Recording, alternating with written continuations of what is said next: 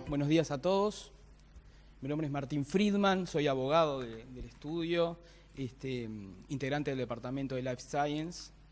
Y básicamente el objetivo de esta presentación es dar un pantallazo de qué es lo que se vino, qué es esta nueva reglamentación que ya teníamos proyectada en la agenda digital del 2011 al 2015, donde ya nos adelantaron que se proyectaba la creación de redes avanzadas de salud, creando una historia clínica avanzada a nivel nacional, en el entendido que las tecnologías de información y las comunicaciones tienen un gran potencial para la mejora en la gestión de los servicios de salud. Ya teníamos un aviso de lo que se iba a venir. En un decreto del año pasado, el 459 de 2016, se creó la agenda digital del país para el año 2020, y dentro de los objetivos que se plantearon a nivel país con respecto a la tecnología y salud, se estableció como meta alcanzar el 100% de los prestadores integrales de salud con historia clínica electrónica nacional incorporada en al menos 3 áreas: emergencia, ambulatorio, internación, quirúrgico u otras. Entonces, a partir de esta agenda que está marcada en los decretos, empiezan a surgir normas para su aplicación. En la Ley de Presupuesto de 2015 a 2019, el artículo 466 ya establece que el Poder Ejecutivo podrá reglamentar el intercambio de información asistencial por vía electrónica a través de instituciones de salud públicas o privadas. Obviamente, la forma en que esto se iba a poner en práctica quedó a la espera de una reglamentación. Y esa reglamentación llegó en agosto de este año, fue publicada en septiembre, que es el decreto 242 del 2017. Y la última norma específica con respecto a esta implementación, a este proyecto de generar un intercambio de información tecnológico, un intercambio de información asistencial a través de la tecnología en todo el país, surgió a través de la resolución del Ministerio de Salud Pública 1085 del 2017, en donde ya específicamente se crea un plan. Ya hay un plan. El decreto reglamentario me dice qué es lo que hay que hacer y me da unas pautas de cómo se va a hacer. Ya la resolución me dice específicamente cómo se va a hacer y cuándo. Ya me establece quiénes tienen la obligación, ya tengo plazos para cumplir y obviamente también hay establecidas sanciones para eventuales incumplimientos del plan. Si nos ponemos a analizar esta normativa y bueno, ¿cuál es el fundamento? ¿Cuál es el objetivo que se plantean como a través de esta innovación? Es garantizar el derecho a la protección de salud de todos los habitantes. ¿Cómo? Unificando y haciendo disponible toda la información clínica del usuario ante un evento asistencial. Lo que busca esta normativa es que si alguien tiene un evento asistencial en cualquier lugar del país, ese trabajador de la salud que va a atender al paciente tenga a su disposición la mayor cantidad de información sanitaria de esa persona. Atenciones en su prestador o en otros prestadores que haya tenido a nivel nacional. Con esto se genera una mejora en la gestión de salud y obviamente esto se tiene que hacer asegurando la confidencialidad de la información. Ya las instituciones de salud, por el hecho de ser titulares de base de datos, tienen fuertes, y sobre todo de datos sensibles, tienen fuertes restricciones en mantener la confidencialidad de la información. Bueno, ahora que voy a intercambiar esa información con otros prestadores de otros puntos del país, ¿cómo se va a asegurar ese intercambio? ¿De qué forma técnica? Entonces son cuestiones que trata de lograr esta normativa. Como decía al comienzo, lo que se busca es un acceso en tiempo real desde cualquier lugar del país a la información asistencial de una persona. Bueno, ¿qué regula este decreto? Específicamente el decreto establece, podemos agrupar las obligaciones en 2 grupos. Obligaciones que están vinculadas a la implementación de la historia clínica electrónica en la institución y obligaciones que están vinculadas a conectarme a la red de salud y a la historia clínica nacional. Vamos a hablar sobre este primer grupo. Bueno, ¿qué es lo que me dice este decreto con respecto a la historia clínica electrónica? Lo primero que me dice es muy contundente. Todas las instituciones de salud públicas o privadas tienen que contar con una historia clínica electrónica. Los plazos los deja para una futura reglamentación, pero ya lo establece. Es obligación tener una historia clínica electrónica. Con respecto a la reglamentación de la historia clínica electrónica, este decreto lo que hace es sustituir una vieja reglamentación del año 2003, donde ya se hacía referencia a la historia clínica electrónica, y actualizar parte de su reglamentación. Replica algunos principios que tienen que seguirse en el diseño de la historia clínica, como seguir el principio de finalidad, de veracidad, de reserva, de completitud, de accesibilidad. Eso lo toma de era lo que ya conocíamos hasta ahora. Pero ¿qué trae nuevo? Trae algunas cuestiones específicas que, si bien por un principio de razonabilidad o a nivel general podían entenderse que eran necesarias, hoy las baja a tierra y dice, bueno, las instituciones de salud tienen que desarrollar historia clínica electrónica, pero tienen que seguir y cumplir con lo siguiente. Primero, el sistema de historia clínica electrónica tiene que ser capaz de identificar a la persona a quien accede. Todo el que tenga que acceder a la historia clínica electrónica tiene que tener una identificación electrónica, de forma de que yo sepa quién ingresó. Todos los accesos tienen que quedar debidamente registrados. Yo tengo que tener una trazabilidad de los accesos. Es inconcebible que alguien acceda a la historia clínica y el sistema no deje un acceso registrado. Obviamente todas estas reglamentaciones específicas apuntan a un tema de seguridad. Y por último, una cuestión específica es la prohibición de suprimir información. Establece específicamente en la historia clínica no se puede suprimir información. Obviamente es normal que en el desarrollo del proceso asistencial deban hacerse alteraciones a la información de la historia clínica. Se habilitan las alteraciones, pero obviamente siempre guardando el antecedente, que siempre esté linkeado con el antecedente y esa información sea sustituida. Ahí algunos se han preguntado cómo funciona esta reglamentación con la normativa de protección de datos personales, que establece por ahí el derecho de cualquier titular de datos de poder solicitar al dueño de una base de datos o a quien administra una base de datos que suprima información que es incorrecta o valoraciones que no corresponden. Entonces algunos dicen, bueno, ¿cómo hago jugar ese derecho de supresión cuando estoy diciendo que en el ámbito de salud de la historia clínica me están prohibiendo el derecho a suprimir? ¿Qué pasa si mañana viene un usuario y dice la evaluación que hizo este médico en la historia clínica no corresponde, no estoy de acuerdo, entiendo que debe ser suprimida sobre la base de la acción de datos personales, y por el otro lado la institución tiene una norma específica de historia clínica que le dice que no puedo suprimir? La reglamentación de protección de datos creo que da una salida a ese tema porque con respecto al derecho de supresión establece algunas excepciones, sobre todo para las bases de datos con información científica. Pero es un punto que nos genera esta nueva reglamentación. Dijimos que había dos grupos de obligaciones, ¿no? El primero vinculado a la historia clínica electrónica. Bueno, ahora hablemos de la plataforma de la historia clínica nacional. Lo primero que establece es, primero tengo que tener una historia clínica electrónica. Segundo, me tengo que conectar a la red nacional. Me tengo que conectar a una plataforma. ¿Qué es esa plataforma? Tal como está reglamentado, es un ámbito en el cual las instituciones de salud intercambian información asistencial de sus usuarios, con fines, obviamente, asistenciales.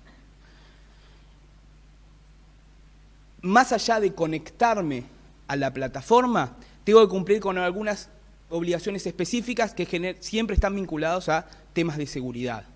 Primero, las instituciones de salud, en la implementación de su historia clínica electrónica en la propia institución y en la conexión a la plataforma, tienen que garantizar el acceso a documentos electrónicos en cualquier instancia asistencial. ¿Qué quiere decir esto? Si mañana uno de mis usuarios se atiende en la puerta de emergencia de otra institución, esa institución debe tener acceso a los documentos electrónicos que generó mi propia historia clínica.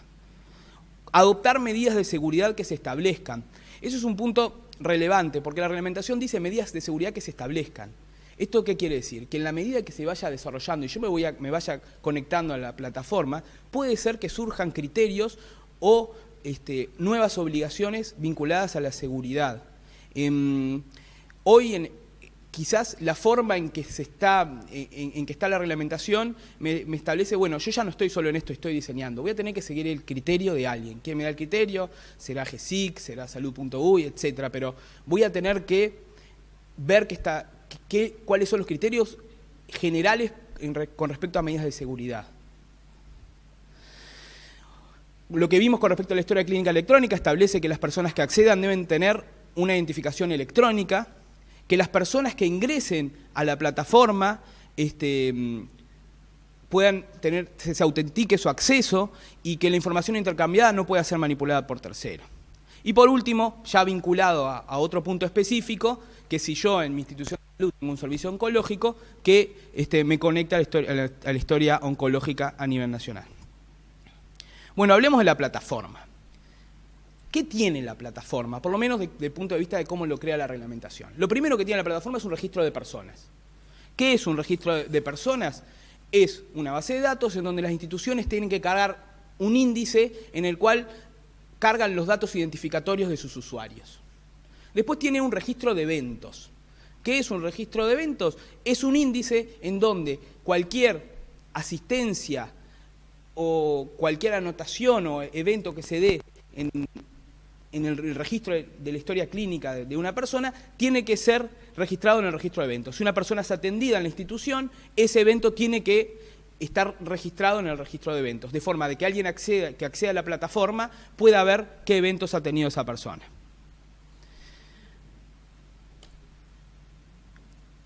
Esto básicamente es lo que establece la reglamentación, lo que establece el decreto. El decreto me dice, bueno, obligación de tener historia clínica electrónica, obligación de conectarme a la red, esto es la red.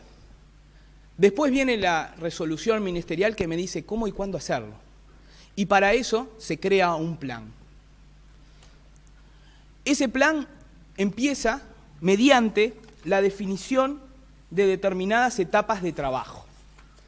La ordenanza me dice, bueno, a los efectos de implementar la historia clínica electrónica y conectarme a la red y lograr el objetivo que es que todas las instituciones de salud del país puedan intercambiar información asistencial, voy a tener que cumplir determinadas etapas.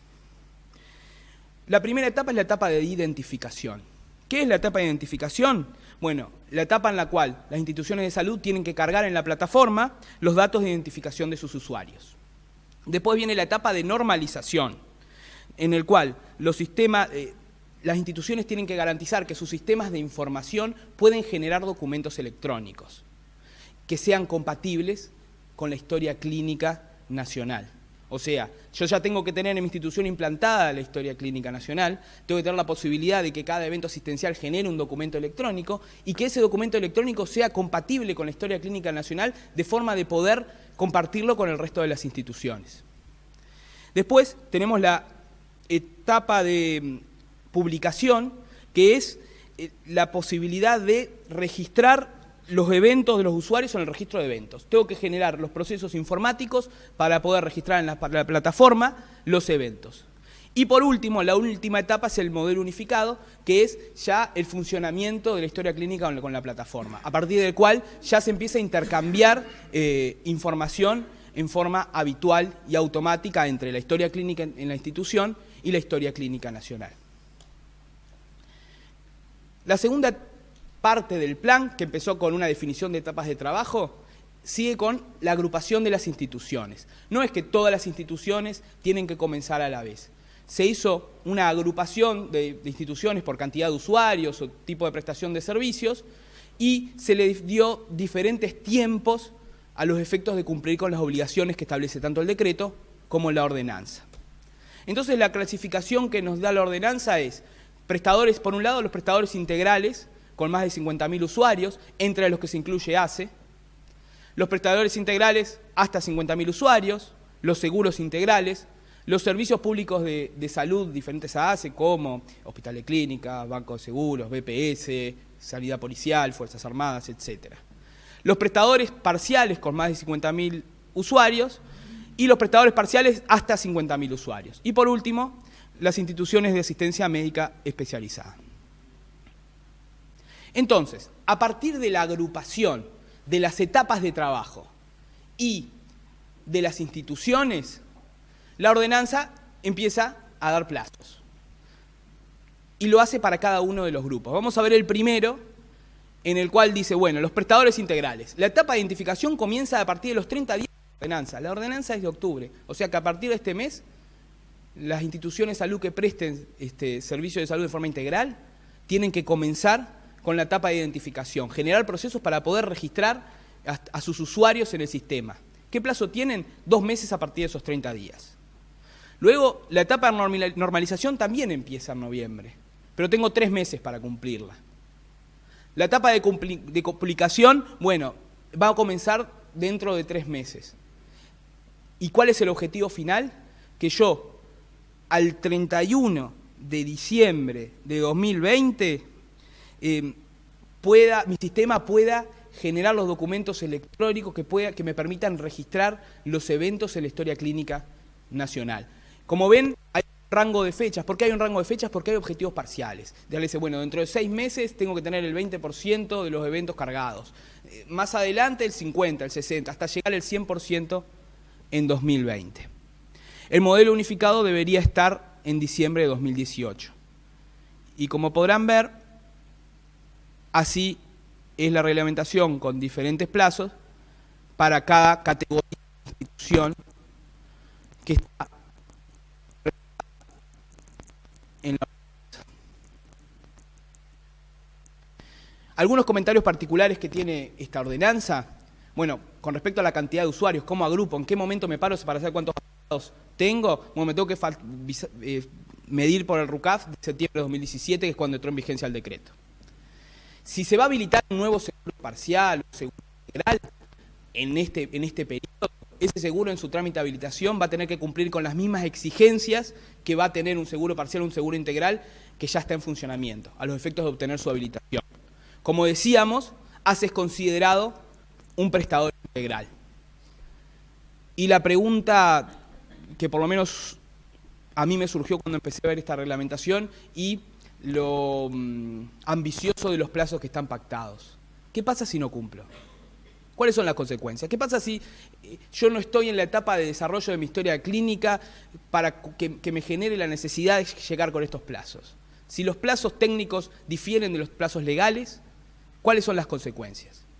Bueno, la ley establece 2 tipos de sanciones. Sanciones que pueden venir por salud pública, que es la aplicación de multas por infracción a la normativa de salud, o sanciones a partir de la JUNASA, de la Junta Nacional de Salud, que pueden ir desde la suspensión temporal del pago de cuota salud a suspensiones más, de diferentes plazos de suspensiones.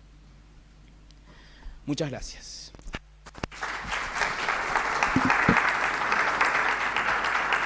Un segundo nada más para presentar a Paloma, porque creo que merece dado su currículum. Con Paloma, ella es la directora de Global Salud, que es una firma de consultoría española con mucha experiencia en España, en casi todos los países de América Latina, en Medio Oriente, ya que ha recorrido el sistema de salud en todo el mundo. Fue su directora de todo el sistema de hospitales de España durante 4 años, una de las personas que fue líder del proceso de reforma de uno de los casos más exitosos de salud, que es el modelo español.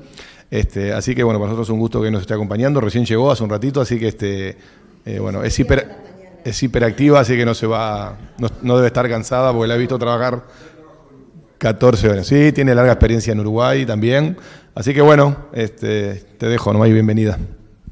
Muchas gracias, Bruno. Has visto que tú me dices, Vani, y yo lo dejo todo, como en el bolero. Entonces, te agradezco muchísimo la presentación, somos muy amigos y además socios. Bueno, no sé si tendré la neurona suficiente como para que me funcione la sinapsis y no tener una grapa, pero lo voy a intentar. En nuestro caso, el caso español, que todo el mundo conoce bien, el motivo fundamental que nos llevó a la historia clínica electrónica es que llevábamos muchos años con un sistema muy fragmentado, muy segmentado, en el que la atención primaria en el 95% de los casos tenía historia clínica electrónica, los hospitales íbamos más retrasados, pero cada comunidad autónoma e incluso cada hospital tenía su propia historia clínica y era difícil de intercambiar, salvo una cosa que teníamos desde hacía muchísimos años, que era el conjunto mínimo básico de datos.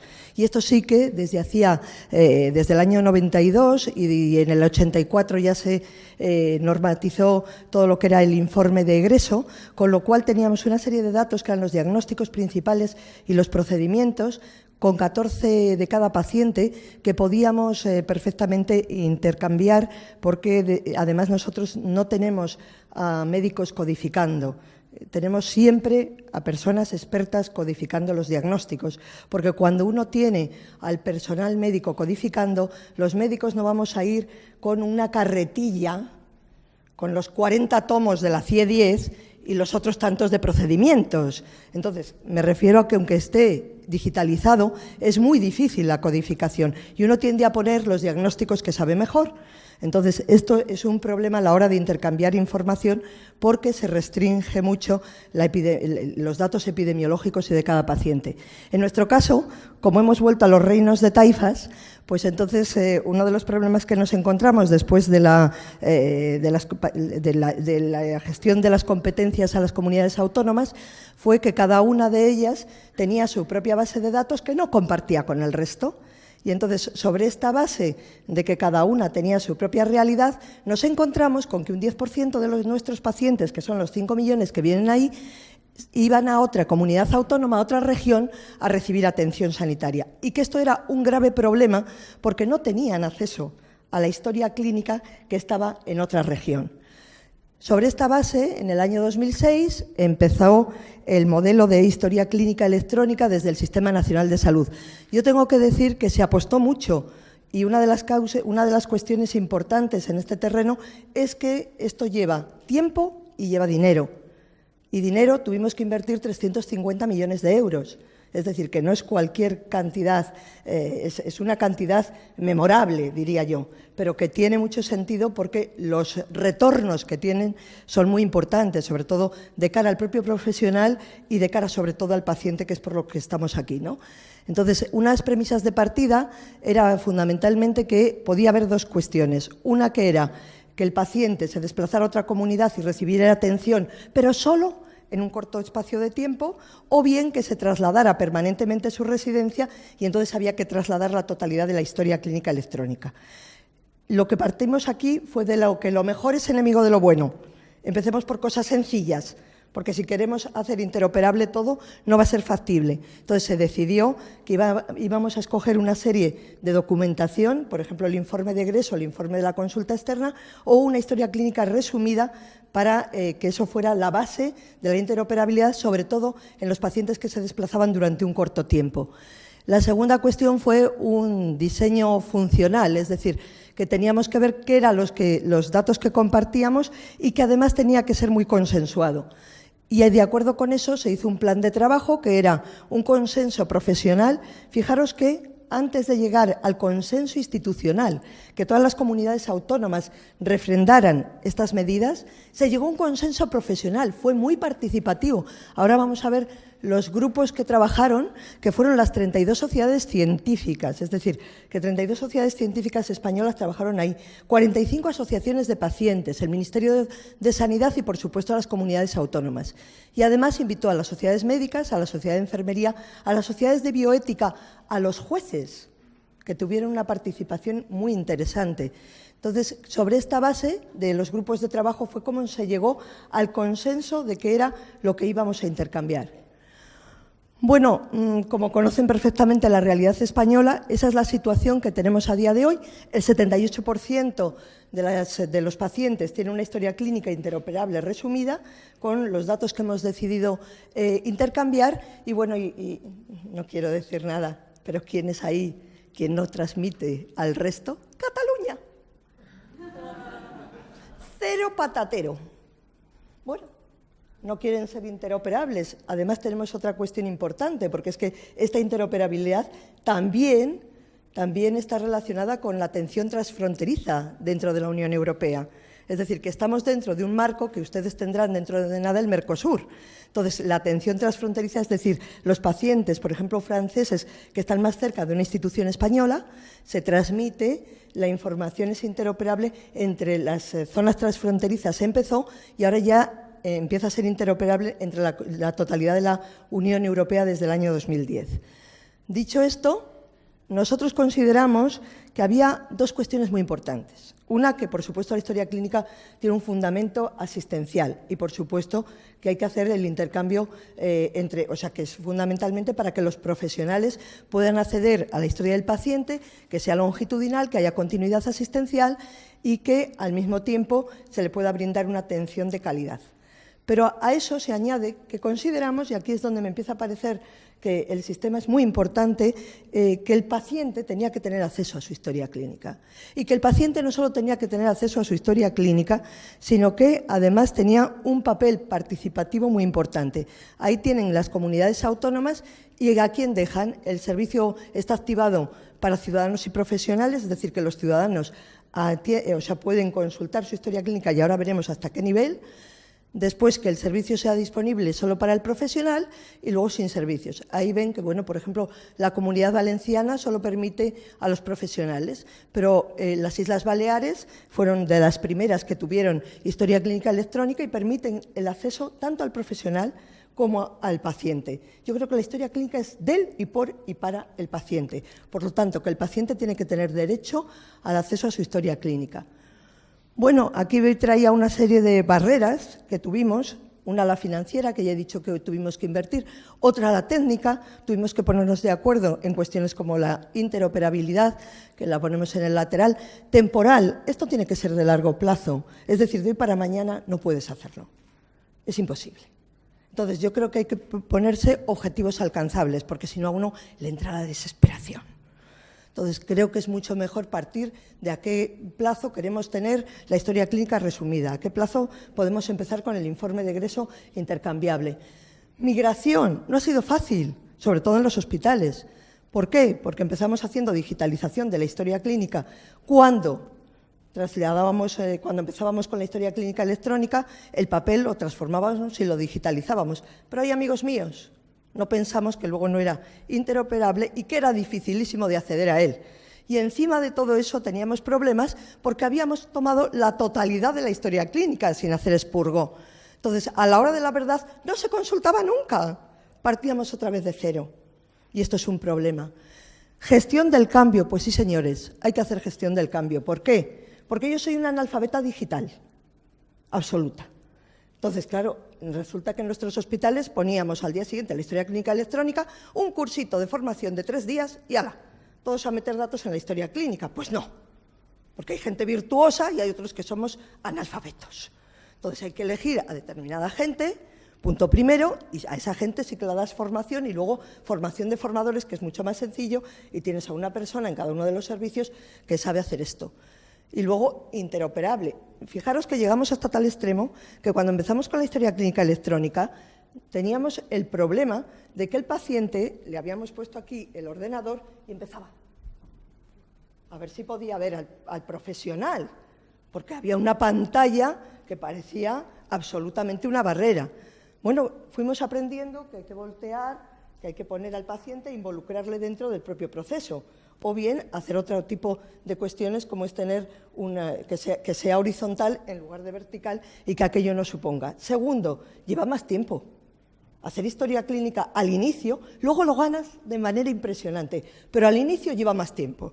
Esto lo tenemos que tener en cuenta. Por ejemplo, en el Hospital Puerta de Hierro, cuando hicimos la migración, que tiene 560 camas y le llamamos Puerta de Oro porque, bueno, es el hospital como de referencia, hace trasplantes hepáticos, bueno, pues tuvimos que hacer doblaje y meter más personal al inicio para conseguir pasar la historia clínica a historia clínica electrónica, porque al principio lleva más tiempo al pasar los datos, ¿no? Luego los recuperas de una manera impresionante, porque claro, no tienes que leer, no tienes que leer la letra de otro, accedes en el mismo tiempo, tiene muchas ventajas, pero al inicio tenemos que tenerlo en cuenta. Y bueno, por supuesto, la interoperabilidad que siempre nos ha traído de cabeza. Bueno, yo creo que en esta línea, yo creo que una de las cuestiones más importantes es que el ciudadano es protagonista de su salud. Y entonces, en este sentido, fijaros todo lo que hay de innovaciones para el autocuidado, el automanejo y la autogestión y que van ligadas con la historia clínica electrónica. Es el ciudadano quien cada vez hacia dónde tienden los servicios. Los servicios tienden hacia que los ciudadanos nos hagamos todo. ¿Quién se hace las transferencias bancarias? ¿Quién se hace el check-in en una línea aérea? ¿Quién se hace? Pues en el tema de salud es exactamente igual. Las citas se harán por Internet, como ya las estamos haciendo, y el ciudadano también tendrá derecho a su historia clínica electrónica y a quitar ese tipo de que sea posible que sea el propio ciudadano el que incluya anotaciones, y vamos a ver algunos ejemplos. Imprescindible porque es un proceso de toma de decisiones, y si de verdad nos creemos Esto es lo que la base de partida. Perdonad, que voy a tomarme un poco de agua porque estoy ahogada.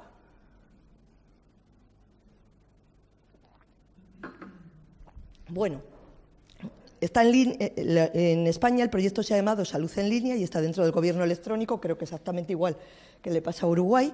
Está dentro del portal de Ciudadano y tenemos un chat interactivo para interactuar con médicos y enfermería.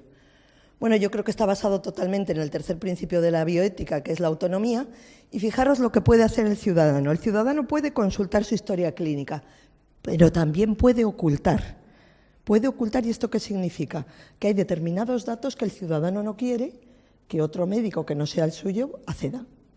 Sobre todo datos relacionados, por ejemplo, con genética, con temas de malos tratos, con temas de hábitos insanos, con temas… Entonces, en ese caso, él puede hacer una restricción de los datos que no quiere que nada más que su médico de cabecera o su especialista conozca.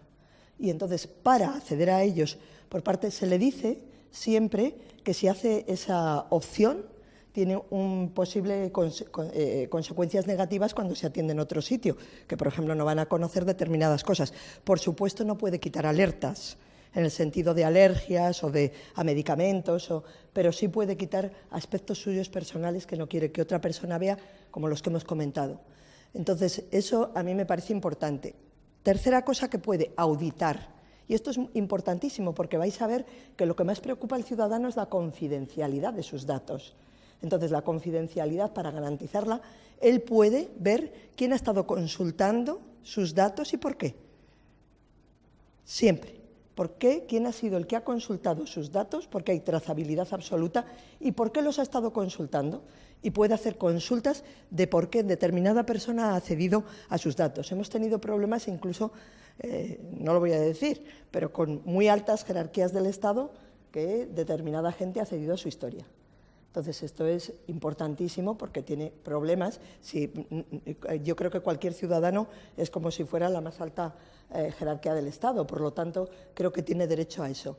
Y luego hay un piloto que ha empezado a suceder, que es que el ciudadano puede hacerse anotaciones e intercambiar información con su médico, queda registrado que lo ha hecho él, por ejemplo, tensión arterial, se la mide y se lo pone y le dice al médico de cabecera, llevo 3 días con una crisis hipertensiva, ¿qué es lo que puedo hacer? ¿Voy a visitar? ¿No voy a visitar? Esto ha mejorado muchísimo, muchísimo la relación entre el médico y el paciente, la información y la comunicación. No tanto, porque una de las cosas que he estado buscando en la Cochrane ha sido que evidencias había de que la historia clínica electrónica mejore, porque claro, ayuda muchísimo a las decisiones clínicas si tú pones protocolos unidos, pero todavía no está suficientemente demostrado que la historia clínica electrónica, salvo en los casos de adherencia al tratamiento y de las interacciones medicamentosas, ayude a mejorar la eficiencia y la efectividad en el sentido de mejorar la práctica clínica y la salud de los ciudadanos en resultados. Es decir, contribuye verdaderamente a reducir la mortalidad. Bueno, hay estudios que dicen que sí, pero no se ha demostrado de una manera evidente que mejore. Lo que sí que mejora es la información, la comunicación, el acceso a los datos de salud, pero lo que es resultados verdaderos, en qué medida ha reducido la mortalidad o ha reducido, hoy por hoy todavía son insuficientes los datos que tenemos. Apuntan a que sí, pero no hay evidencia en los estudios de metaanálisis que hace la Cochrane, de que esto verdaderamente sea así, salvo en esos casos que hemos comentado. Lo que sí que dicen es que cuando se anota, el 95% de los ciudadanos dice que existe una mejora en la información y la comunicación y en la adherencia. Bueno, también nos sirve para una cuestión importantísima que se está empezando a hacer en España, que es en el sentido de utilizar para estratificar a los pacientes. Es decir, que con la historia clínica electrónica tú puedes decir cuántos pacientes con infarto agudo de miocardio están tomándose un betabloqueante. Entonces, es mucho más fácil de obtener en grandes masas poblacionales esa información y puedes perfectamente estratificar a qué tipos de pacientes, sobre todo a los crónicos, tienes que llamar con mayor frecuencia y tienes que hacerles un seguimiento más efectivo de su enfermedad. Esto es importante también en Uruguay porque nosotros somos ya una población anciana, no, lo siguiente. Pero en su caso va en camino de España, porque ya tienen un 15% de su población, es el país más envejecido de toda América Latina, con lo cual va ligado a... No significa que porque yo sea vieja voy a tener más enfermedades, pero claro, el riesgo que tengo es más alto. Entonces, en ese sentido, sí que me parece que para la estratificación con la pirámide de la Kaiser de las enfermedades crónicas es importantísimo el poder acceder a una... En realidad es un Big Data que centraliza a aquellos pacientes que tienen más riesgo, por ejemplo, de acudir a las urgencias de manera repetitiva, hospitalarias, que tienen más frecuencia de que tengan una comorbilidad o que tengan una complicación en el periodo hospitalario. Puedes perfectamente estratificarlo. Bien, esto es lo que yo les decía. A mí me gusta mucho una película de Ken Loach, que es de hace muy poco, en la que un ciudadano inglés tiene que pedir la baja laboral y pasa por todo tipo de trámites administrativos para conseguirla, y él no sabe utilizar el sistema de información. Entonces, hasta qué momento, al principio, tendremos que ver cómo apoyamos a la ciudadanía en este tipo de accesos, porque no es fácil. Fíjense la brecha, ¿no? O sea, en España, la administración electrónica, fíjense que el 56,8% de la ciudadanía consulta para obtener información, un 43% para descargar formularios. Hay amigos míos, pero para enviar formularios es mucho más complicado, y solo un 37%. Entonces, si queremos que nos envíen el tema de la historia de la tensión arterial, si queremos un seguimiento de la diabetes, si queremos un seguimiento, esto ya tiene más dificultades a la hora de llevarlo a cabo. Bueno, nosotros creemos que la adherencia, como dice la OMS, a los tratamientos es un grave problema y tiene consecuencias negativas. Dicen que es la causa de los fracasos terapéuticos, mayores tasas de hospitalización y aumento de los costes hospitalarios. Y eso sí que tiene una ventaja, el hecho de la historia clínica electrónica, porque sí que puedes hacer un seguimiento de la adherencia que tiene el paciente a un determinado tratamiento, porque queda escrito. Bueno, a mí me gusta decir que una de las pegas que tiene la historia clínica electrónica son los temas de confidencialidad, como hemos visto. Tiene muchas ventajas respecto al papel, pero claro, tenemos que tener registro de accesos, nivel de accesos, de ahí la importancia de no solo implicar al profesional, sino también al ciudadano en lo que es el seguimiento de quien ha consultado su historia clínica. Fíjense, una elevada proporción, hicimos una encuesta, una elevada proporción del personal médico y de enfermería desconoce las leyes que regulan la historia clínica electrónica.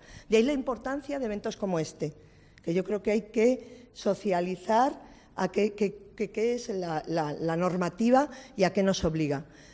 El 59,5% sabe que puede incluir el facilitar información clínica de un paciente cárcel, mientras que el 26,9% desconoce si esto conlleva algún castigo. Que el 30% de nuestros profesionales no sepa que utilizar de manera torticera la información clínica de un paciente puede llevar pena de cárcel es un problema, porque una de las cosas más importantes es sensibilizar a los profesionales. Sensibilizar. Yo creo que no hay ningún sistema, lo siento, pero considero que no hay ningún sistema informático que pueda garantizarnos la absoluta, porque ya lo hemos visto, entran hasta en el Pentágono. Entonces, si entran en el Pentágono, entonces la manera más importante en los hospitales es sensibilizar a los profesionales de la importancia que tiene la confidencialidad. Yo le digo a mi secretaria, secretaria viene de secreto. Y el juramento hipocrático ya dice que tienes que tener secreto con respecto a la información del paciente.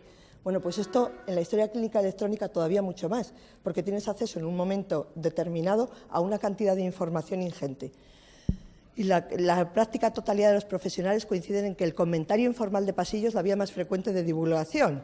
Claro, tú consultas una historia y después comentas, ¿no? Otra de las cosas que también tenemos y que hemos tenido que implementar, como el Corte Inglés, es, por ejemplo, el consentimiento informado, porque teníamos que guardar cantidades ingentes de consentimientos informados porque no podían incluirse en la historia clínica electrónica, puesto que todo lo que lleva firma del paciente tenía que ser el original. Entonces, hemos conseguido estos sistemas del Corte Inglés, de las visas, que el paciente lo firma y ya lo podemos incorporar a la historia clínica electrónica. Bueno, y el 95% opina que en el caso de ingresar un profesional en el centro, la probabilidad de que sus compañeros se enteraran del diagnóstico sería alta, muy alta. Tremendo. Y que los estudios sobre confidencialidad realizados por pacientes y profesionales muestran que dan mucha más importancia los pacientes que los profesionales a los temas de confidencialidad. Bueno, yo les traía, hicimos un estudio sobre en la Comunidad de Madrid, cuando empezó la historia clínica electrónica, que fue en el año 2008, nos lo encargó la Administración que dijéramos qué repercusiones en costes habían tenido. Bueno, no hemos incluido el coste del metro cuadrado del archivo y los costes que son impresionantes, porque en nuestro sistema un metro cuadrado de hospital cuesta 1.500 a 1.800 dólares, con lo cual imagínense que los archivos de un hospital como el Ramón y Cajal o como el Gregorio Marañón de 1.600 camas, bueno, pues tiene aproximadamente 2.500 metros, aparte del desbarajuste, pero tiene 2.500 metros. Eso no lo hemos incluido, pero sí hemos incluido los carros de transporte, los negatoscopios. Lógicamente, con la imagen digital eso se acaba, las placas radiológicas, los líquidos reveladores, el papel, el tóner, los contratos de servicios. Por ejemplo, el papel y el tóner, una de las cosas que también aprendimos es que si quieres que la historia clínica electrónica de verdad sea el cero papeles, no puedes poner impresoras, porque entonces todo el mundo imprime. Se acabó, no hay impresoras.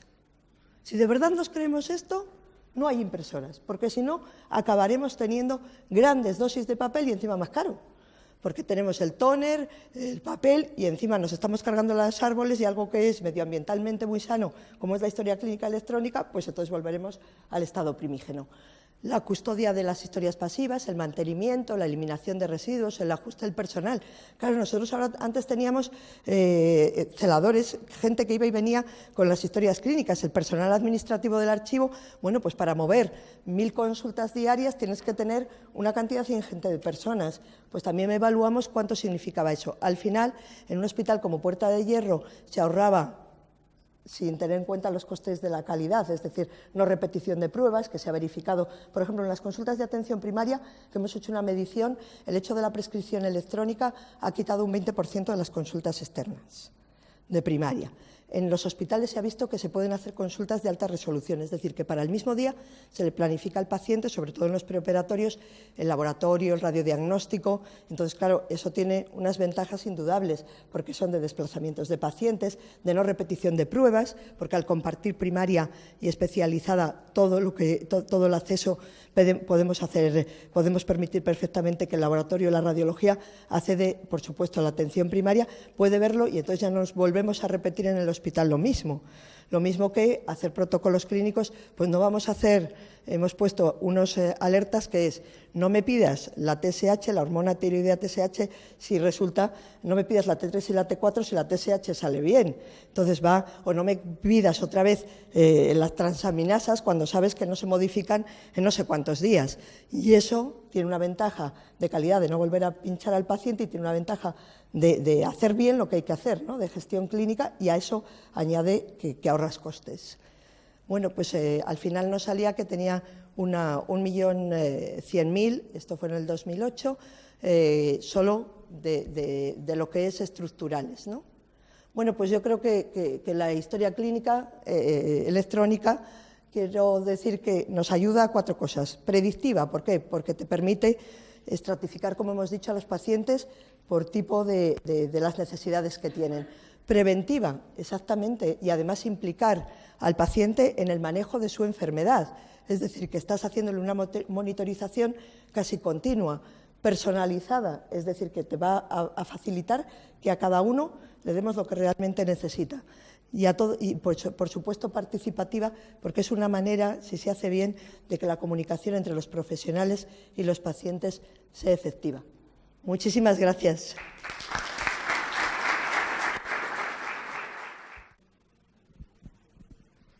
Bueno, buenos días. Bueno, primero, antes que nada, muchas gracias por venir. Años. Mi nombre es Marcela Corvo, trabajo en consulting hace 18 años y desde ese momento siempre trabajando en el área de salud. Así que con mucha experiencia en el área, es un tema que me apasiona, me conquistó. Y hace unos 6 años más o menos empezamos con el equipo de salud a capacitarnos mucho en lo que fue historia clínica electrónica, en los nuevos estándares que empezaban a aparecer a nivel internacional. Y hace unos 4 o 5 años tenemos un equipo fijo, trabajando netamente en lo que es el desarrollo de arquitectura, y hemos colaborado en toda la definición de la arquitectura de la historia clínica nacional, trabajamos en la historia clínica oncológica, lo cual nos dio bastante experiencia en lo que encara este tipo de proyectos. Entonces, lo que quería compartir con ustedes hoy son, a mi gusto, 4 aspectos claves que tenemos que tener en cuenta en este tipo de proyectos, o por lo menos lo que me dictó la experiencia en estos últimos 4 o 5 años. El primer punto es que claramente ya no estamos más solos, digamos, ¿no? Hasta el momento definíamos nosotros qué sistemas de gestión usábamos, qué sistemas clínicos usábamos, si eran desarrollos propios, desarrollos tercerizados, si eran un producto, pero lo importante es que ahora ya no importa qué lenguaje usamos, qué base de datos usamos, sino que además tenemos que contemplar todas las reglamentaciones, los decretos, los estándares que nos impongan y además los tiempos. ¿Ah? Entonces, de alguna manera, yo tengo que ver de cumplir con ese track tecnológico que no depende estrictamente de mí. Entonces, si bien es importante que ustedes sigan trabajando en sus propias historias clínicas, ya no es solo un tema de elegir qué solución quiero, sino que además esa solución acompañe lo que es la evolución tecnológica que se define a nivel país. En ese sentido, uno que habla con varios de ustedes, digamos, las problemáticas son muy comunes, los desafíos son los mismos, entonces es importante compartir a veces esas experiencias porque nos topamos todos con las mismas piedras. ¿Ah? Nosotros hace 5 años nos venimos topando con algunas dificultades, algunas subsanables, otras seguimos en camino. Es un proceso arduo, ¿ah? Y con mucha cosa por hacer. Pero lo importante, digamos, es que ya no podemos trabajar aislados del resto. Tenemos que trabajar con Salud UI, con lo que define el Ministerio y además con el resto de los prestadores. Porque la interoperabilidad va a ser para interoperar entre ustedes. Entonces, no importa lo que yo defina, si el otro lo define de una manera distinta, en definitiva, al final del camino seguimos trabajando separados. Ese es el primer gran punto. El segundo punto es que ya no estamos en el desarrollo típico, en el desarrollo tradicional. Hasta el momento, los equipos de desarrollo, los centros de cómputos de cada una de las instituciones están muy orientados a lo que es la historia clínica electrónica. Básicamente, la mayoría de ustedes están apuntando a eso. Entonces, trabajan mucho en lo que es interfaces, en usabilidad, en la experiencia del usuario, en hacer que el médico use, que registre, que codifique, que diagnostique, que prescriba. ¿Tá? Y ese ha sido el objetivo y la mira que le hemos puesto en todos estos años, hacer que el médico registre y hacer que las interfaces sean mucho más amigables. Sin embargo, esto es todo lo contrario. No apuntamos a ese tipo de desarrollo, es un desarrollo estrictamente técnico, un desarrollo netamente de arquitectura, de interfaces entre sistemas. Es un desarrollo que no importa el lenguaje de la programación, tiene que cumplir con estándares, con ciertas metodologías y pautas de trabajo. Y es un desarrollo que de alguna manera está muy ligado a todo lo que es la infraestructura, a todo lo que es seguridad y a todo lo que es arquitectura. Entonces, ahí lo que nos pasó, de alguna manera, es que el equipo, si bien habían algunos que tenían más vocación o más gusto por ese tipo de desarrollo, no todos lo tienen. ¿Ah? Hay algunos, como yo, por ejemplo, que no tenemos ese gusto. Entonces es muy difícil para los equipos de desarrollo amalgamarse con ese track tecnológico. Y lo que pasa es que tenemos que poner a gente a capacitarse, pero nuestra vida sigue, ¿no? Nuestros sistemas siguen evolucionando, seguimos teniendo requerimientos, seguimos teniendo tareas operativas y sin embargo ahora tenemos que arrancar con toda una plataforma que es bien distinta, no tiene nada que ver con lo que venimos trabajando y lo tenemos que hacer en los tiempos que nos dicen. ¿Ah?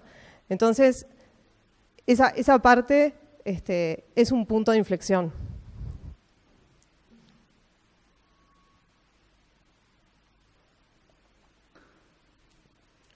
Lleva tiempo, ¿ah? Y lleva, además de la capacitación, a nosotros nos pasó que habíamos hecho varios cursos, algunos de acá, otros internacionales, y como siempre, ¿no? Del curso a la práctica hay un largo trecho.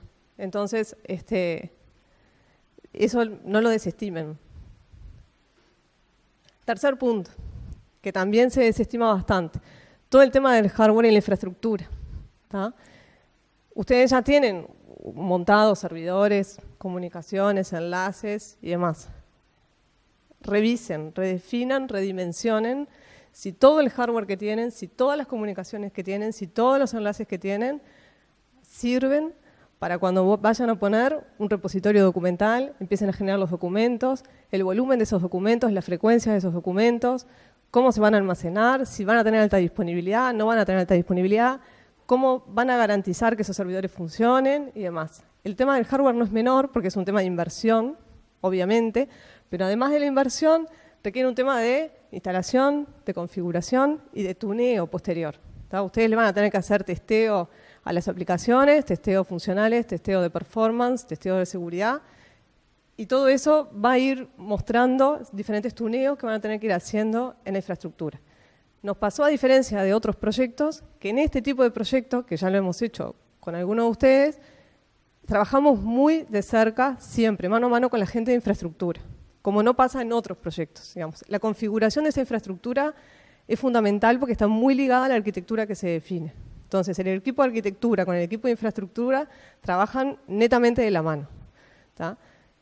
Entonces, no lo desestimen y no lo dejen para el final, porque además con los plazos que tienen, que mostraba Martín hoy, el dimensionamiento del hardware, si definen que tienen que comprar, el salir a comprar, pedir cotizaciones, comprar, que llegue, que se instale, que se configure y demás, no lo desestimen, porque puede ser un cuello de botella después. ¿Ah? Eso, por experiencias vividas, el hardware es importante. Último punto, y no menos importante. El tema de seguridad de la información. Nosotros hasta el momento teníamos toda nuestra información clínica reservada dentro de lo que era nuestro propio data center, nuestros propios servidores, ¿no? Tenemos un equipo de seguridad o no, pero lo tenemos controlado. Ahora esa información empieza a divulgarse, yo la empiezo a enviar a otros lados. Entonces, de alguna manera las amenazas también se potencian. Ya no tengo amenazas solo contra lo mío, sino que tengo amenazas contra todo lo de los demás. Porque en definitiva mi información pasa a comunicarse con todos los demás y todos los demás conmigo. ¿Tá? Entonces, no desestimen el tema de seguridad. Pónganle ahí un experto, alguien que los ayude, que les mire, que los asesore, que testee sus aplicaciones para saber si están siendo seguras, no están siendo seguras, vulnerables, no vulnerables, porque es una información crítica, sensible, ¿tá? Y hay nosotros tenemos un departamento de seguridad, digamos, con los técnicos expertos en eso, que allá nos acompaña Gerardo Canedo, y Gerardo siempre es el primero que nos dice, no piensen que acá no nos va a pasar nada, porque uno escucha de muchas cosas que pasa a nivel internacional. Y Santiago Paz de AGESIC decía lo mismo, dice, a ver, pasar va a pasar, el tema es cuándo. ¿Tá? Entonces, tenemos las mismas vulnerabilidades que todo el resto. El tema es cuándo nos van a atacar. El problema es que el día que nos atacan es nefasto. Entonces, vean, preserven el tema de la seguridad de la información, no es menor, no lo desestimen, pasan a ser aún más vulnerables que antes. ¿Ah? Esas son mis 4 grandes experiencias de este tipo de proyectos que quería que por lo menos tuviesen en cuenta esos puntos cuando empiecen o si empezaron a ver el tema. No desestimen la seguridad, el hardware, piensen en que se tienen que capacitar en nuevas formas de desarrollo que no es el desarrollo tradicional. Y piensen que tienen que estar alineados a todos los demás que no pueden ir por un camino propio. ¿Ah? Los dejo con Martín, que trabaja, de estas personas que trabaja y se viene capacitando hace muchos años, para que les cuente un poco más de la solución que van a tener que implementar.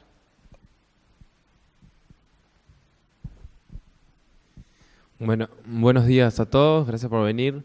Yo les voy a estar contando un poco qué es esto de subirse a la plataforma, ¿no? O sea, cuáles son los 4 pasos que tenemos que hacer para subirnos a la plataforma y cómo los podemos ayudar a que lo realicen de una forma sencilla. No va a ser, pero por lo menos más amigable y facilitándoles un poco en base a nuestra experiencia. Bueno, el primer paso que nos plantea el decreto es el tema de envío del paciente al INUS. El INUS es el padrón nacional que se va a hacer.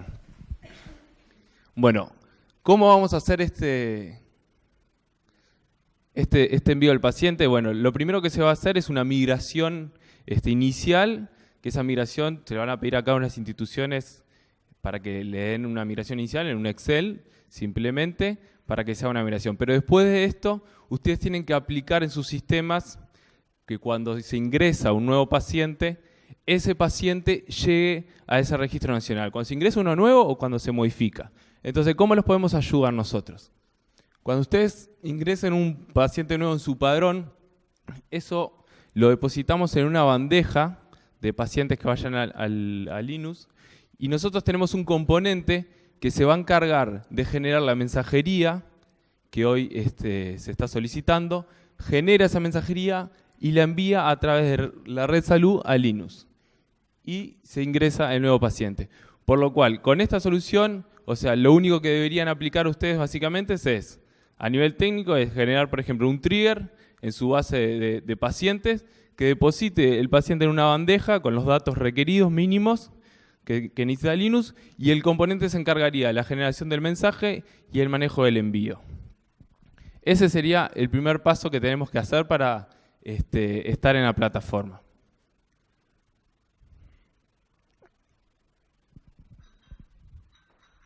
Bueno, el siguiente paso es el tema de la generación de los CDAs y enviar esa metadata al nacional. Recordemos que a nivel nacional lo que se va a guardar simplemente es la metadata. Los CDAs propiamente dichos, o sea, los documentos clínicos, quedan a nivel de cada uno de los prestadores. ¿Cómo funciona este flujo? Cada uno de los GIS, o sea, ya sea una historia clínica, ya sea un laboratorio, ya sea un sistema de informes radiológicos, cualquiera de ellos debe empezar a generar los CDAs. Nosotros, a la arquitectura de registro, repositorio que conocemos, hemos incorporado un nuevo componente que vemos ahí, que es el bus, que va a ayudarlos a no solamente guardar la información en sus repositorios locales, sino que conectarse con la red salud. Entonces, el flujo es, se genera en el GIS, el CDA y la metadata.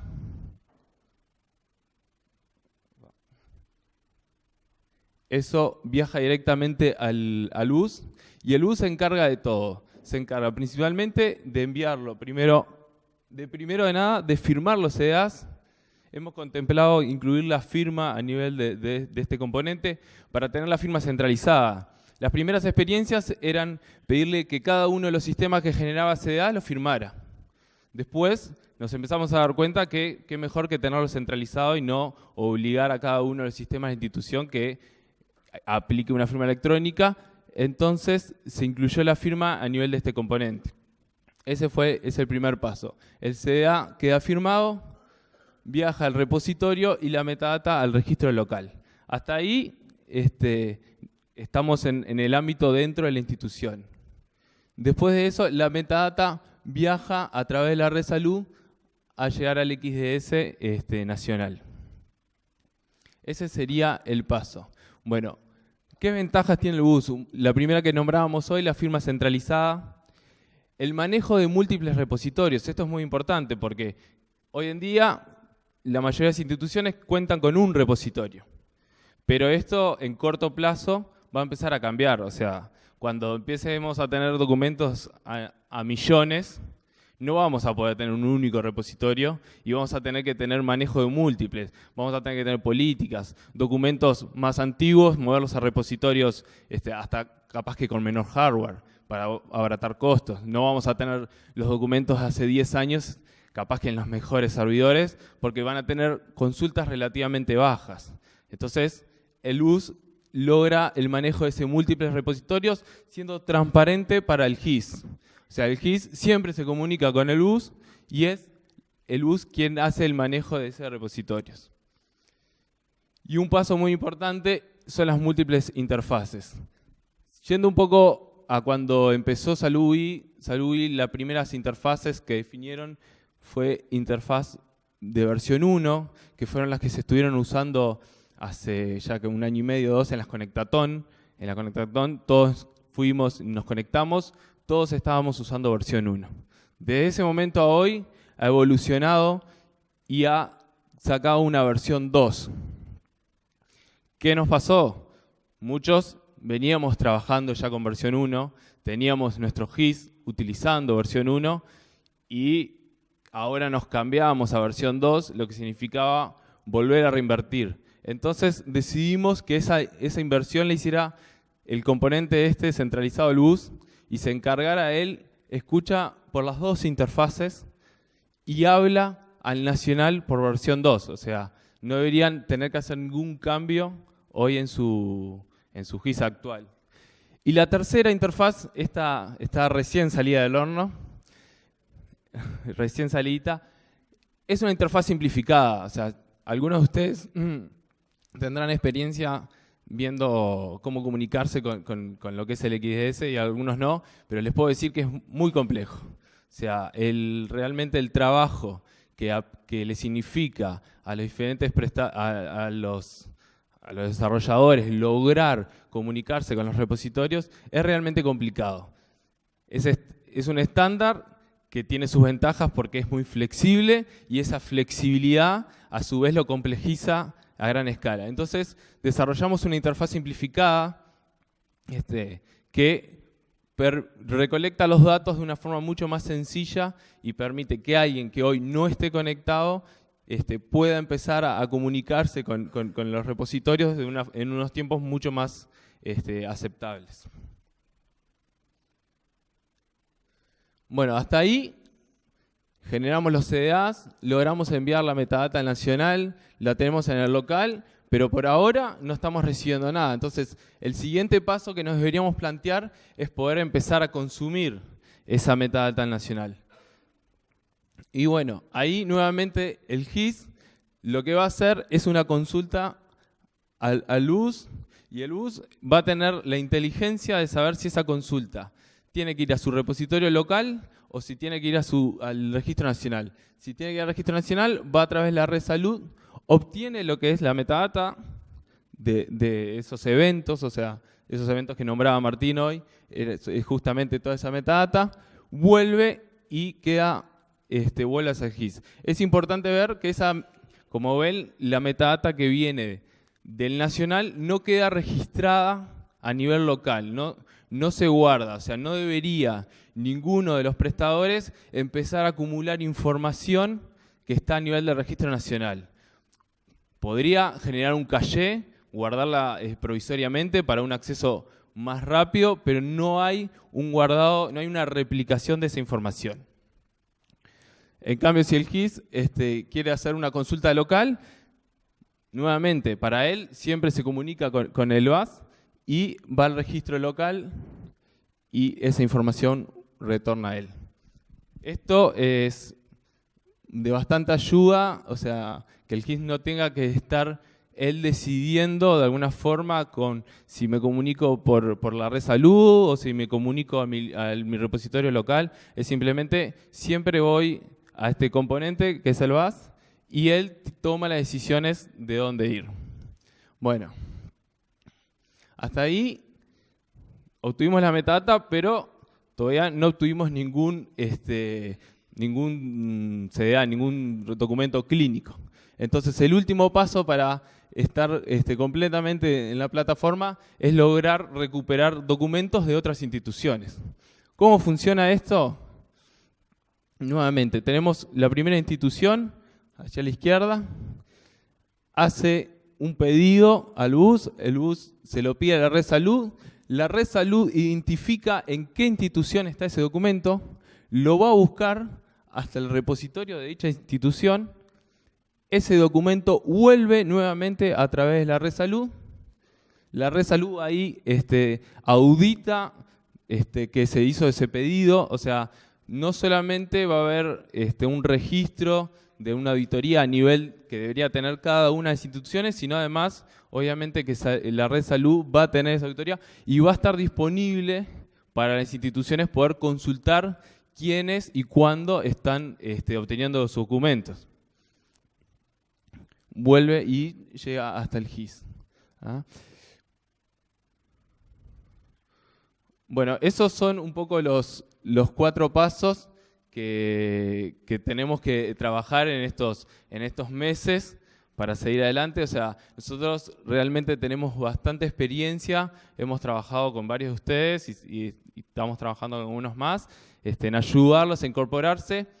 hemos ayudado también en otras áreas que yo no he nombrado, o sea, cuando hablamos de generar CDA, o sea, hemos ayudado mucho también a esa generación de CDA, o sea, los CDA tienen una estructura que hay que respetarla y nosotros tenemos experiencia en esos temas para poder colaborar con ustedes. Otro tema que también hemos trabajado en los últimos tiempos y ha tenido un buen éxito es colaborar con los laboratorios.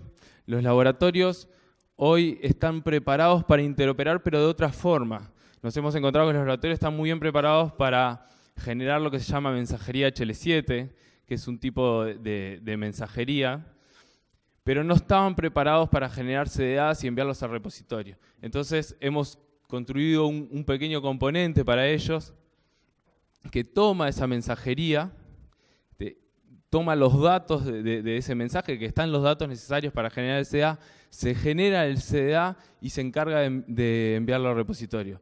Entonces, hoy estamos construyendo también de alguna forma esas soluciones a medida de aquellos sistemas que no se encuentran del todo preparados o no se sienten cómodos de cómo generar esos CDA y cómo enviarlos al repositorio. Bueno, estamos colaborando. También tenemos un punto más, para cerrar. Hemos estado trabajando en un visor de todos estos documentos para que no se tenga que trabajar en cada uno de los sistemas en la generación de la visualización de los documentos. O sea, recordemos, o sea, para los que son técnicos, o sea, el CDA es un XML, o sea, visualizarlo no es tan sencillo, o sea, significa transformaciones, hay un trabajo importante por detrás. Entonces hemos construido un visor que ustedes lo pueden acoplar en cualquiera uno de sus sistemas de forma sencilla y pueden empezar a visualizar todos los documentos que están a nivel nacional. Bueno, ahora los voy a dejar un poco con Marce para que nos dé un cierre de esta presentación. No, a ver, un poco la idea era compartir experiencias, ¿no? Algunos de los puntos con los que nos encontramos también cuando estamos en este tipo de proyectos. Nosotros implementamos o podemos implementar el repositorio y podemos implementar capaz el CDA del aplicativo más core que puedan tener ustedes, pero seguramente tengan otros aplicativos. Deben de tener aplicativos de imagenología, con visores de imágenes, ¿no? De lo que es el PACS, pueden tener de laboratorios, pueden tener diferentes sistemas y van a tener diferentes proveedores de sistemas. Entonces, ¿cuál es el problema? Cuando ustedes quieran que todos sus sistemas y su atención sea netamente integral, van a tener que cada uno de esos prestadores también puedan ver estas mismas consultas en el momento en que ustedes quieran disparar estas consultas, ¿tá? Entonces, es un trabajo de ustedes, pero es un trabajo también colaborativo con todo el resto. Por eso un poco el primer punto que yo les decía hoy, ya no van solos, digamos, porque si el laboratorio con el que ustedes trabajan no les devuelve también un documento clínico y no puede subir al repositorio, de nada sirve, digamos. Entonces, o estamos todos juntos en esto, y a los tiempos que podemos estar todos juntos, o de alguna manera no llegamos al fin que queremos llegar, ¿tá? No dependen estrictamente de ustedes, dependen de ustedes y de todos los demás, ¿tá? Entonces, la idea nuestra era mostrarles hoy cómo con diferentes componentes logran centralizar algunos de los desafíos más importantes, que es lo que decía Martín, la firma, los múltiples repositorios que tarde o temprano van a tener, si no los tienen ya de entrada, ¿tá? Que todo eso, cuanto más componentizable sea, de alguna manera, mejor para evitar que cada uno de los sistemas tenga que poner esa lógica y depender del desarrollo de cada uno de esos sistemas y de los tiempos de cada uno de esos sistemas, ¿tá? Sobre todo por los tiempos que tienen para ir acompasando lo que es el decreto de la ordenanza, ¿tá? Este es un primer paso, ¿no? A todo esto, ustedes van a tener que seguir trabajando en los años siguientes hasta llegar al 100% de su información de manera electrónica. Algunos tendrán capaz ya hoy el 100%, algunos tienen algún servicio de manera electrónica, algunos ya tienen algunos más, y van a tener que ir siguiendo, digamos. Esta es la primera escala, ¿no? De este gran viaje. Y seguramente esto no termine solo en subir documentos clínicos, seguramente después se empiece a estructurar más información, se empiece a compartir más información que pueda tener fines estadísticos u otro tipo de fines de gestión.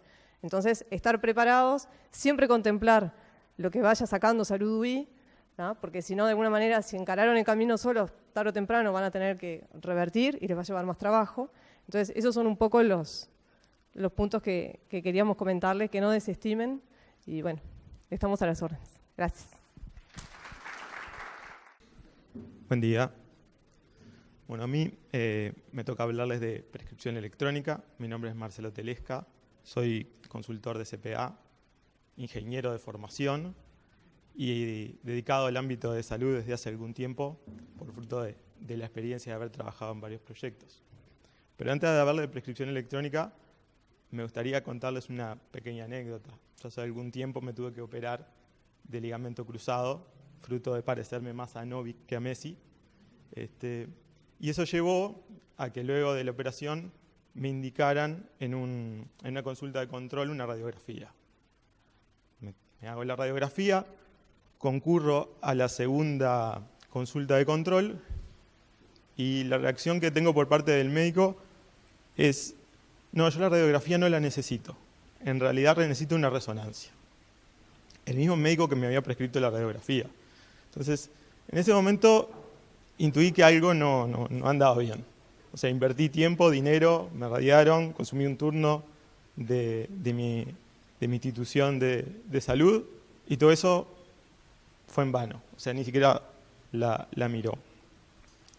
Luego, estando dentro del ámbito de la salud, empecé a ver que había idas y venidas con respecto a determinadas prescripciones. O sea, médicos que prescribieron una cosa y luego el jefe de servicio decía: no, eso no se lo prescribas, discontinualo, cancelalo, cambialo esto por el otro. Y eso lo veía como algo que estaba pasando, pero no terminaba de entender qué era lo que estaba sucediendo. Veía prescripciones heterogéneas, pero no entendía muy bien por qué. Hasta que en una de las primeras instancias que tengo con instituciones de salud, un jefe de servicio pide un reporte de qué prescripciones se realizaban dentro de su ámbito. Sacamos ese reporte, se lo mostramos.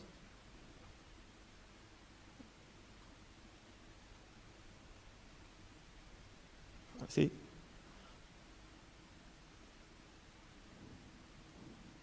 Y un poco esa fue la reacción que tuvo ese jefe de servicio. Vamos a dejar que quietito. Eso para mí es revelador, porque si bien no tengo formación en medicina, yo esta reacción la conozco y la he visto en muchos ámbitos. Esta es la reacción que tiene una persona que ve por primera vez unos indicadores que le dicen cosas que no entendía de su realidad. Hasta ahora me acuerdo que ese doctor me decía algo que para mí yo no terminaba de entender: en mi servicio no pueden estar prescribiendo lírica. Después googleé que era lírica y entendí por qué no tenía que prescribirse en ese servicio. Pero en ese momento fue como: ok, acá hay un problema. Pero como formado en ingeniería, yo para creer que efectivamente ese problema existe, tengo que ver los números. Entonces, lo siguiente fue entender cómo se prescribe entre instituciones médicas.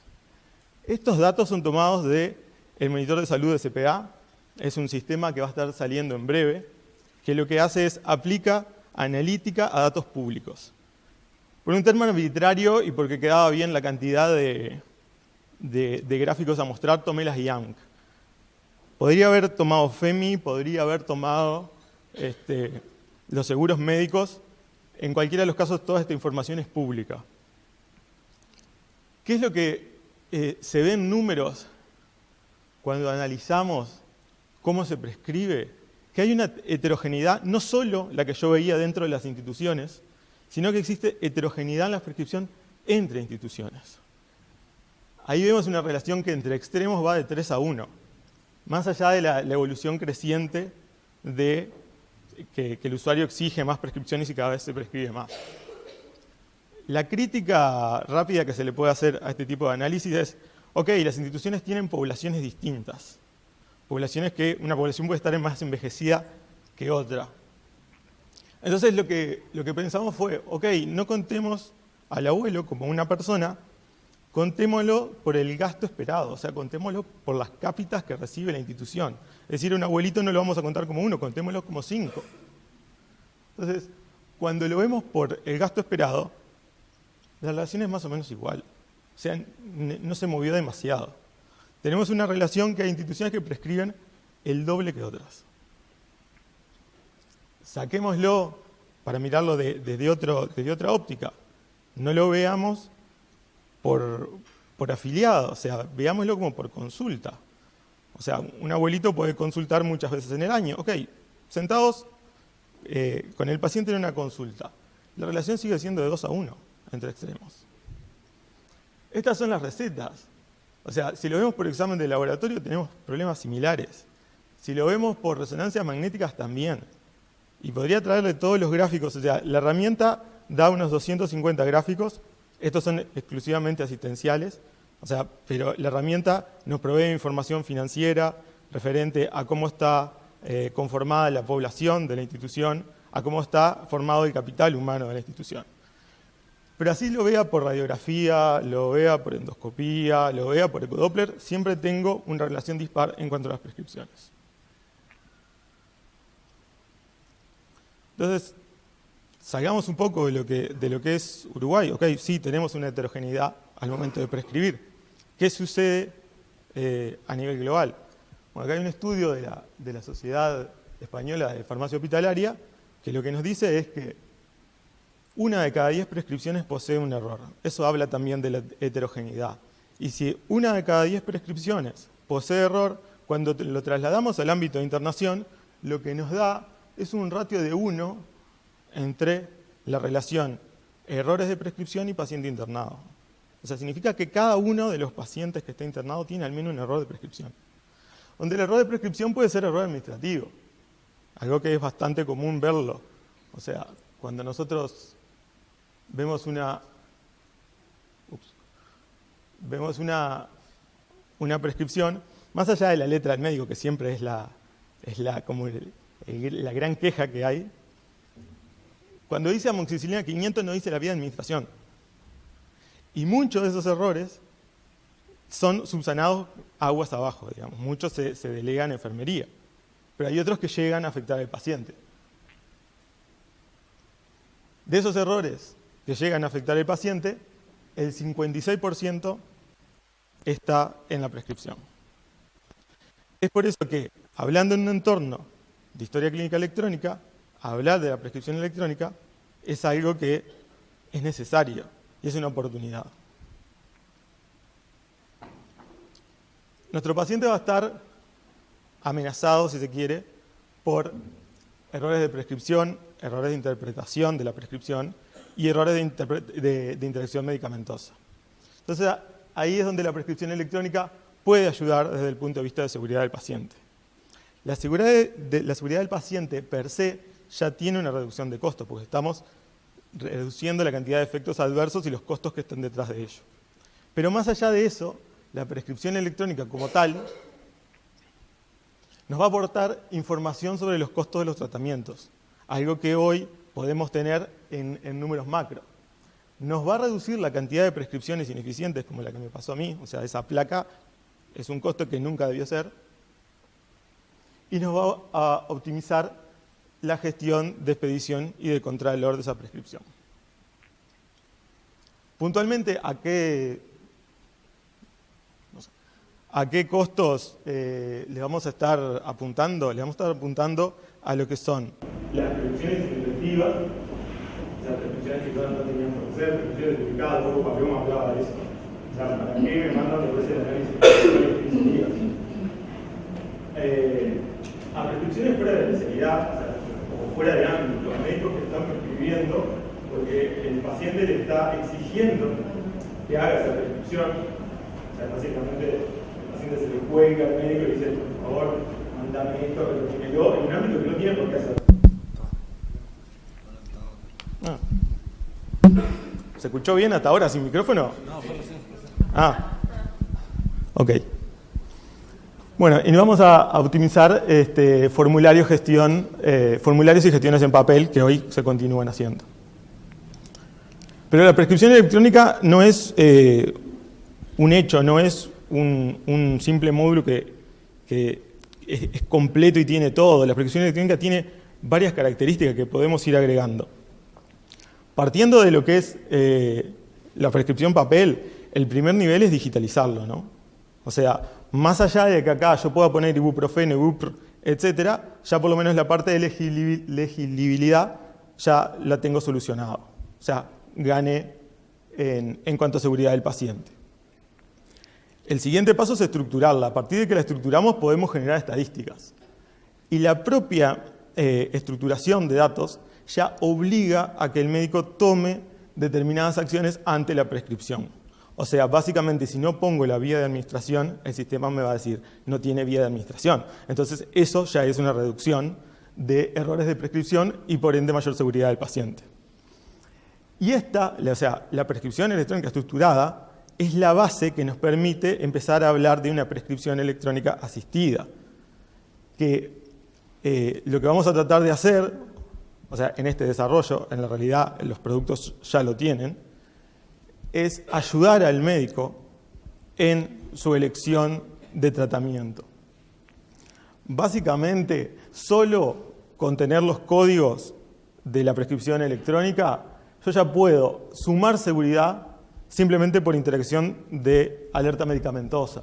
O sea, básicamente dos códigos que no son compatibles, ya sea en esta prescripción o con las prescripciones históricas que tiene el paciente, eso puede ser detectado y puede darse esa información al paciente. Asimismo, con un mismo código duplicado en un lapso de tiempo, yo ahí lo que tengo es un control de prescripciones duplicadas. Y por ende, ya más allá de la seguridad del paciente, ahí tengo un costo directo que estoy ahorrando. Siguiendo con qué cosas puedo agregarle a la prescripción. Si yo a la prescripción lo combino con el ámbito y especialidad del médico, entonces lo que tengo es una prescripción que puede ser restrictiva o guiada. Restrictiva significa que para determinada especialidad bajo determinado ámbito no va a poder prescribir eso. Siempre se deja una válvula de escape, que es puede solicitar autorización, por ejemplo, a dirección técnica. O puedo tenerla directamente guiada, basándome en las estadísticas. O sea, si un médico en un ámbito decide prescribir algo que en general no se prescribe, el sistema lo alerta.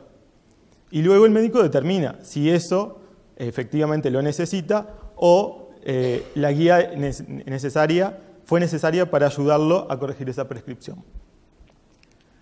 Y a partir de eso, lo que sumamos son datos del paciente y del diagnóstico.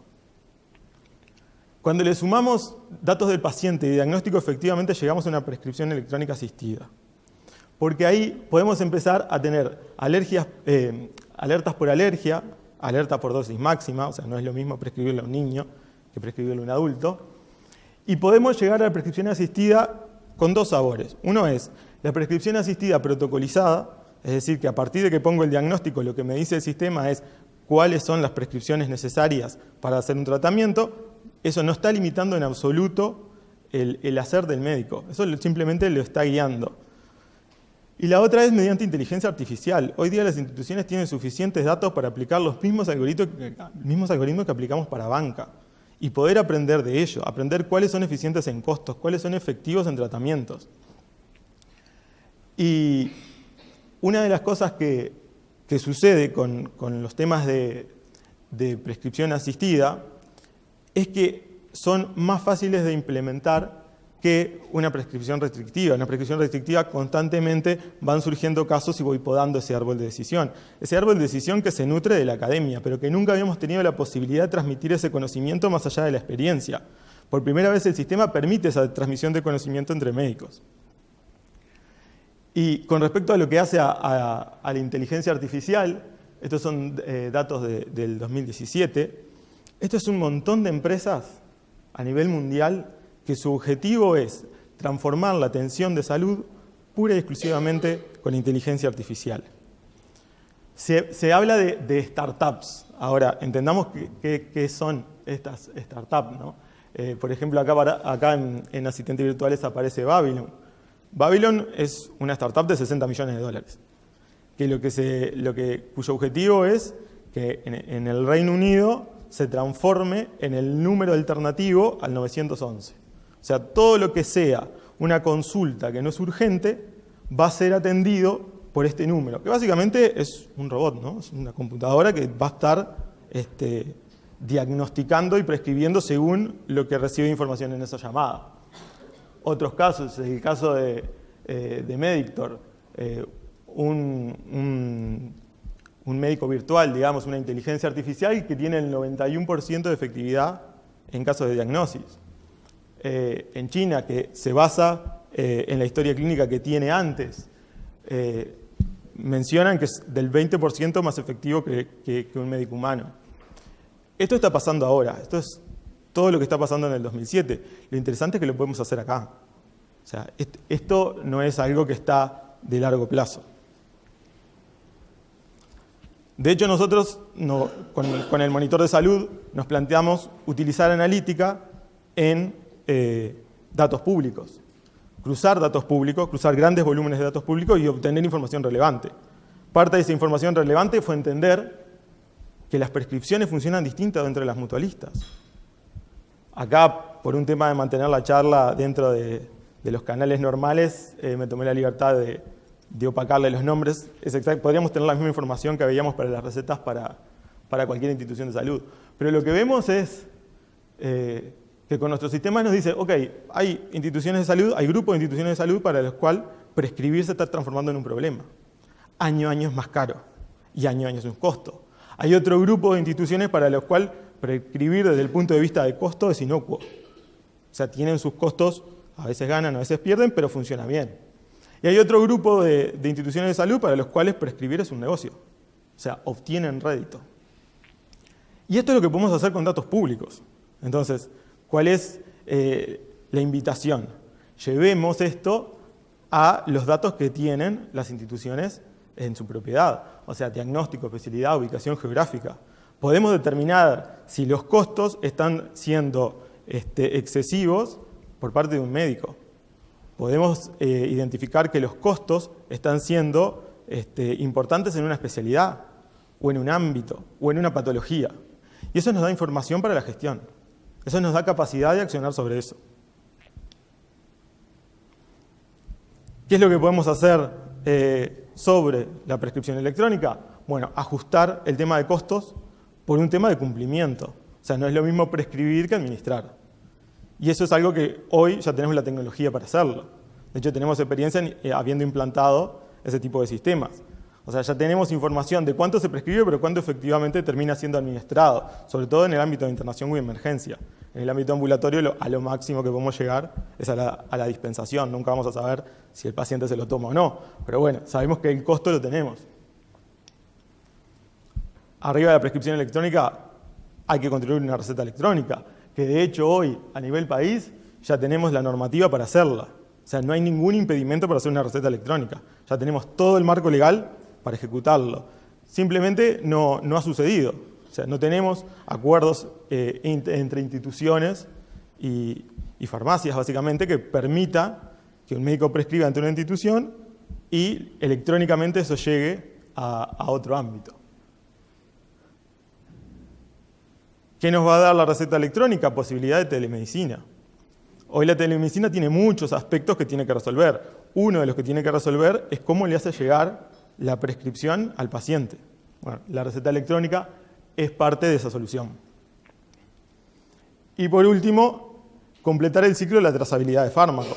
Hoy la trazabilidad de fármacos tiene un camino físico. Siempre falta un evento lógico, que es cuando el médico prescribe y eso habilita a que el paciente se haga efectivamente ese fármaco y es la justificación por la cual salga de la farmacia y llegue a manos del paciente. Todo esto hablando en términos electrónicos, ¿no? Más allá de que se pueda mantener una trazabilidad a papel, la idea es mantener una trazabilidad de fármacos de manera electrónica. Pero esto sería como el resumen de, ok, no termina acá, hay mucho más para hacer. Como cierre de la charla, bueno, que se queden con 3 pilares. Esto es lo que nosotros queremos que hoy se lleven de esta charla. Lo sustancial, hay un cambio normativo. Hay un cambio normativo y tiene plazos, y esos plazos son exigentes. E implica un cambio de estrategia, lo que hablaba Marce. No estamos solos, ahora hay que consensuar con un regulador. Hay aspectos de implementación que tienen que ver con interoperabilidad. Aspectos de implementación que hablan con seguridad de información. Aspectos de implementación que tienen que ver con cómo vamos a manejar la gestión del cambio de todo el cuerpo médico. O sea, todo el cuerpo médico tiene que terminar en el 2020 trabajando con historia clínica electrónica. Y aspectos que tienen que ver con el hardware, que como decía Marcel, hoy es un tema que debería ser prioritario. Y presento oportunidades. Presento oportunidades desde el punto de vista de prescripción electrónica, de hacer analítica de costos y de aplicar inteligencia artificial para eso. Muchas gracias. Bueno, cerrando ya la mañana, hemos querido compartir con ustedes la experiencia un poco de la alianza de K2B, Health y CPA. Hemos dado una mirada hacia el pasado, hacia la experiencia, hacia lecciones aprendidas de los proyectos.